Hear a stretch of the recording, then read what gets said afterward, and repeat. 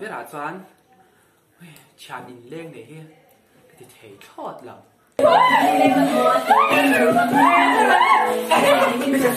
ui đâu lắm về rồi đâu lắm chả tí để nó ủng hộ cho phủ pha bị cả lẩu trồng thêm luộc cái tí ui party là anh cười cần karaoke đó lẩu mấy không cái chả tí hin mà thiên không tạo phone cái tiếng này lâu đi ui nãy nghe chú khát thì khát đến lâu cái là party ăn xí mình thì khát đến lâu put chết chán gì là cái chuyện đó mà sao thì thi ông thì sẽ chơi ui hầu ấy chẳng chuyện đấy lâu cần party ui chú bỏ thì sẽ in play ring nghe ra thì hay là offer thì đấy là gì giờ mà bây giờ chuyện đấy rồi ui chán thế này nó ủng hộ cho nên profile đây mà chân tiếp bỏ hi ngay về chuyện nào mua chúa về chuyện cắt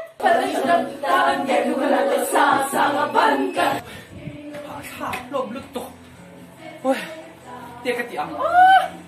mà rồi xoa tiêu đàn nhảyตัวngay tiếc cái tiếng inakang cái tiếng đón mình này tiếc cái tiếng inakang thì chút tí là bao anh tiếc họ tiếng tắc tắc đàn tuột Justin Bieber nó là BTS sao anh lâuกัน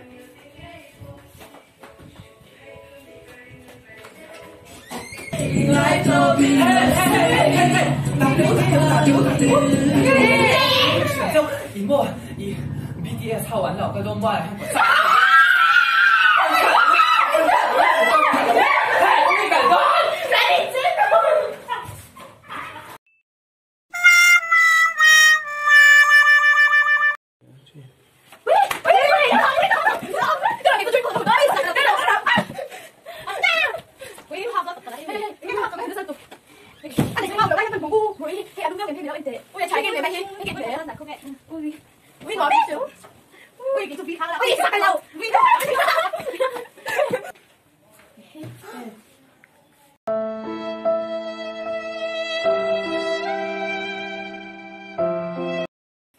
cái chẳng em than rủ những gì mà cao thì phải lấy nó cần xem trái. Cái phân tổ lâu à?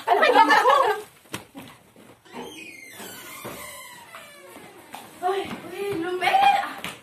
Ôi, cái chú có oi lâu em, sao ra mình hay tiền vì tiền sẵn lâu cả đó. Đột mình làm phải làm oi làm, chuộc về lâu làm đấy. Ui, anh sẽ chuộc liền chắc từ tiếng nghe.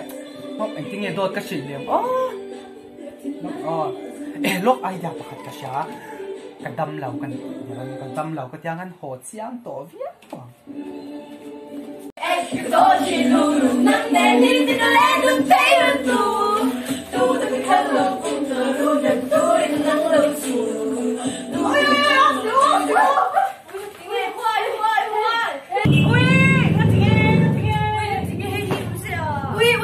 ui thoa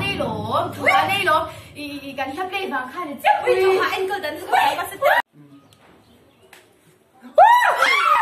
ui mình cứ chiang tu